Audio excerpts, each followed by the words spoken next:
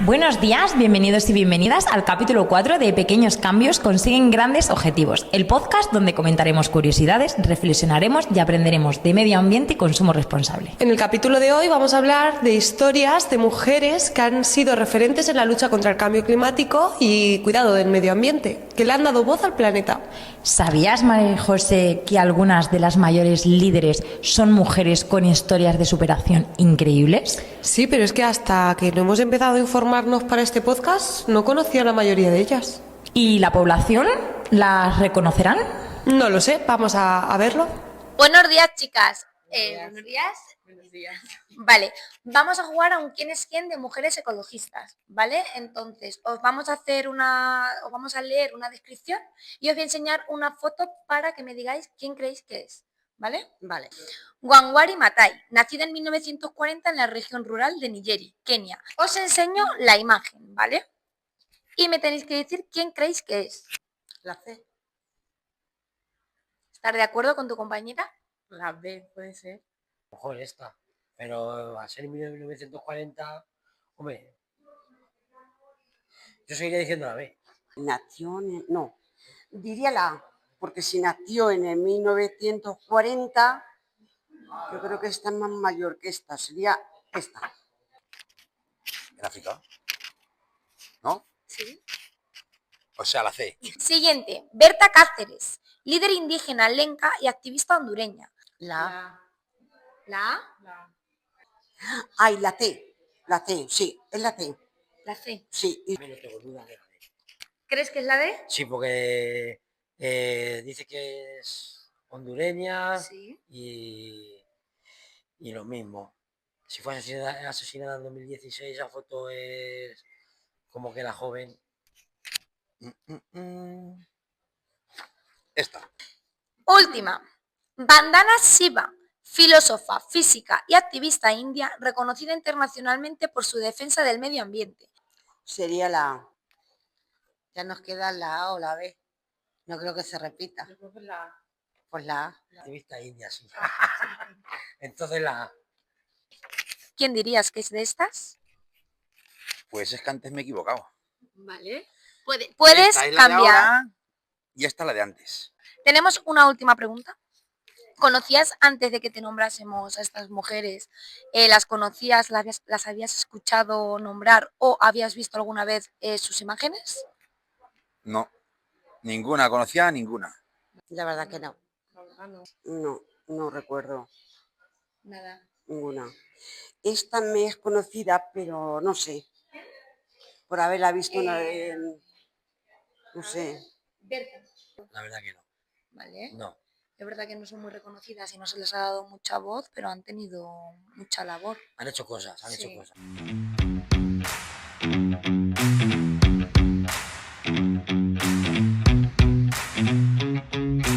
My name is Greta. Importancia que dan los candidatos. Pues parece que no muchas personas conocemos las historias de estas grandes referentes ambientales. Pues empecemos, por ejemplo, explicando a una de ellas.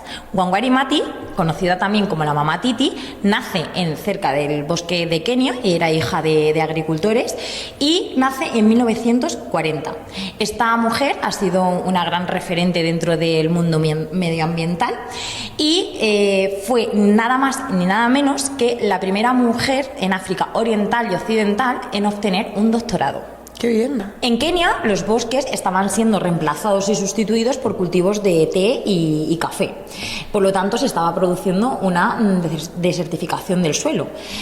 Las mujeres, por esos entonces, en Kenia empezaron a notar que no llegaba el agua a los arroyos y que se secaban muy pronto. No llegaban los recursos de alimentos y, por lo tanto, ellas tenían que trasladarse, ¿no?, a sitios cada vez más lejanos para conseguir ese agua y esa leña. Las mujeres lo tenían muy claro, sabían que había un problema en Kenia y que había una degradación medioambiental. Así que en 1977 se produce lo que por lo menos para mí es un gran hecho histórico.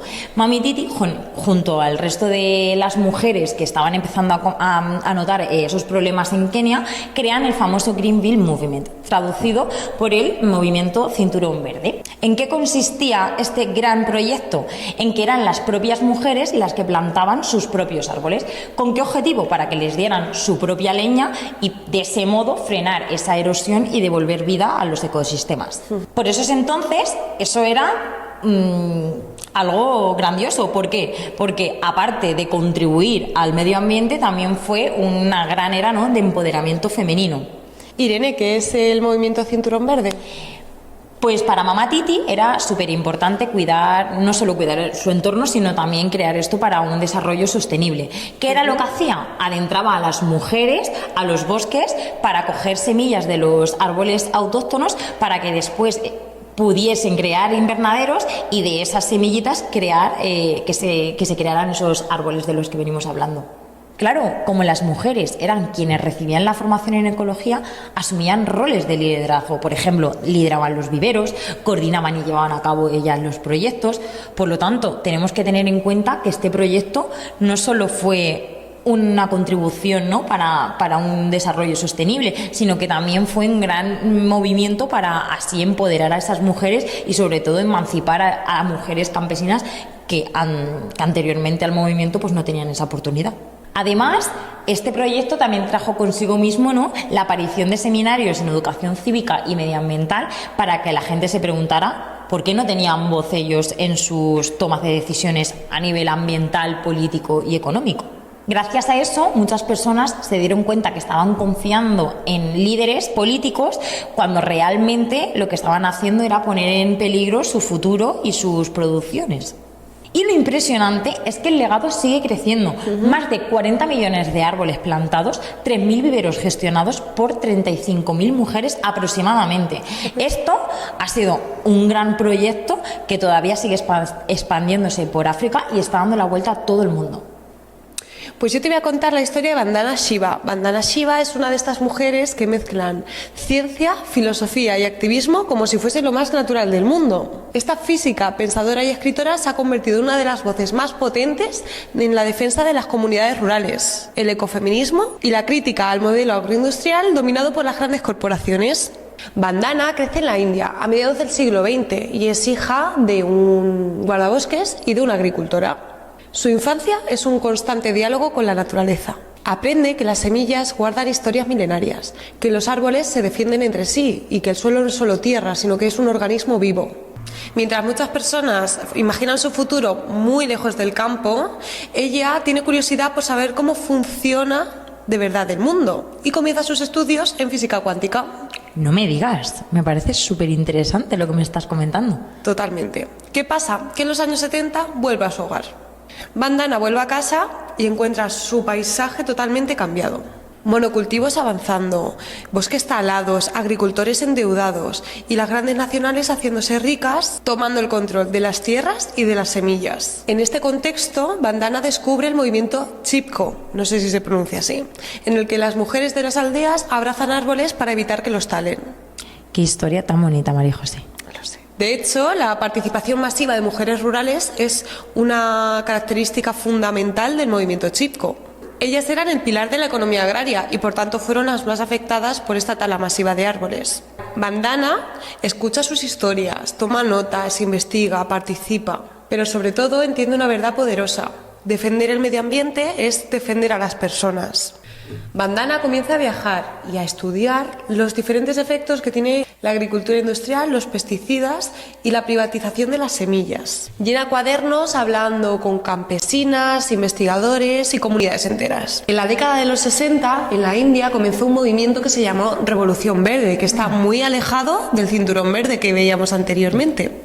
Un conjunto de políticas y tecnologías que tenían como objetivo aumentar la producción agrícola. ¿Pero a través de qué? Pues a través del uso de fertilizantes químicos, de semillas modificadas y de pesticidas.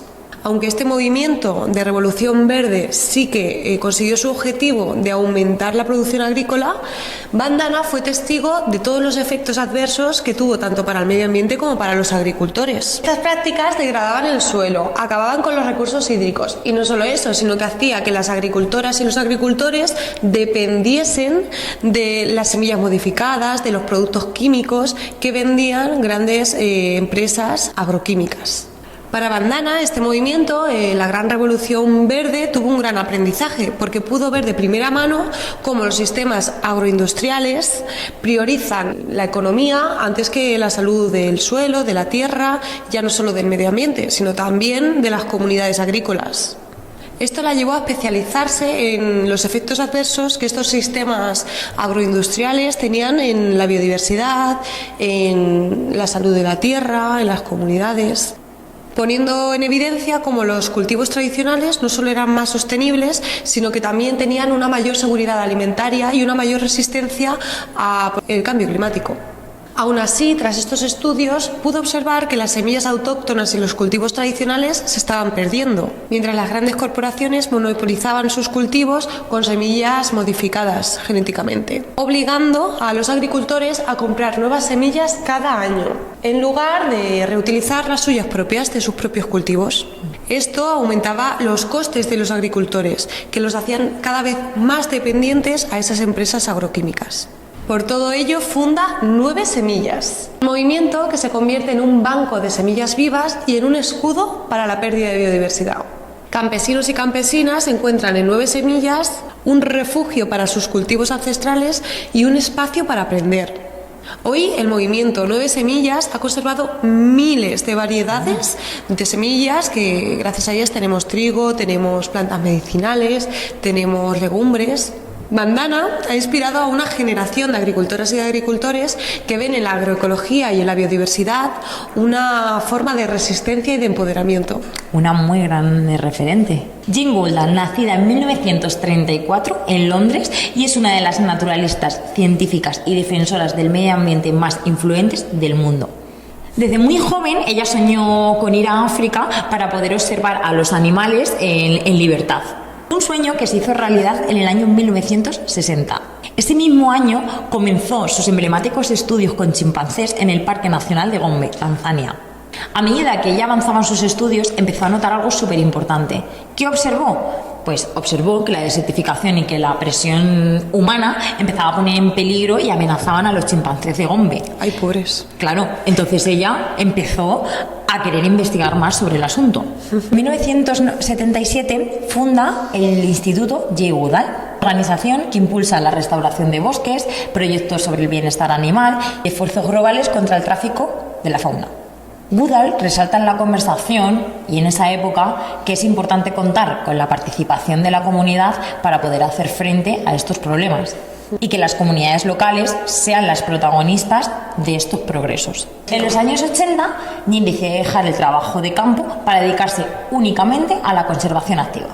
Jane, además de buscar con el instituto proteger a esos simios, ¿no?, y al ecosistema, también crea proyectos de sostenibilidad y algo muy importante que ocurre en 1991, que es que crea el Root and Shoot. ¿Qué es Root and Shoots?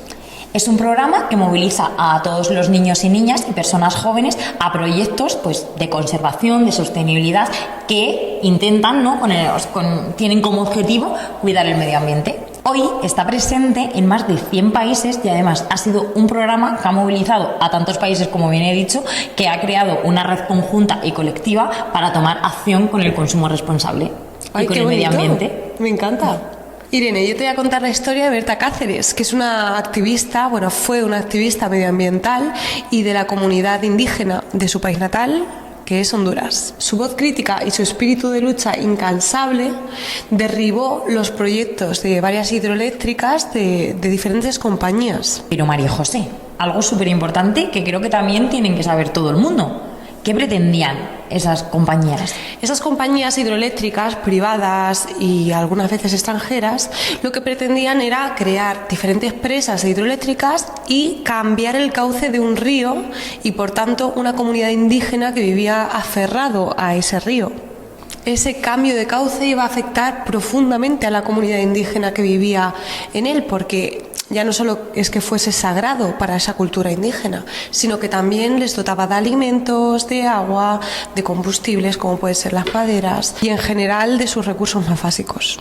A lo largo de su trayectoria como defensora de los derechos humanos, dio una labor muy importante defendiendo a aquellos defensores de la naturaleza y de las culturas indígenas que se veían claramente silenciados. Berta consiguió llevar diferentes casos de nepotismo y de privatización a la Comisión Interamericana de Derechos Humanos. El 6 de marzo de 2016, Berta fue asesinada, justo un año más tarde de haber recibido el premio medioambiental Goldman.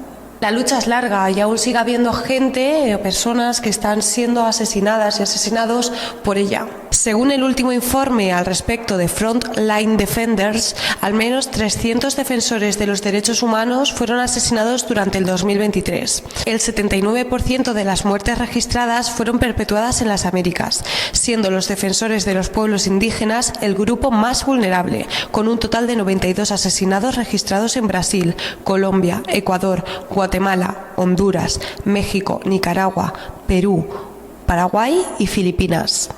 Por eso queríamos darle voz a unas palabras que dijo Berta Cáceres antes de su fallecimiento.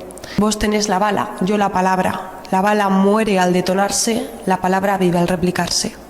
Esperemos que os haya gustado este capítulo 4 y este podcast y que por supuesto hayáis aprendido sobre estas mujeres referentes y que por supuesto nunca queden en el olvido todas sus vivencias personales y todo lo que han luchado por el medio ambiente y el consumo responsable. Nos vemos en el próximo episodio de Pequeños Cambios consiguen grandes objetivos. ¡Adiós!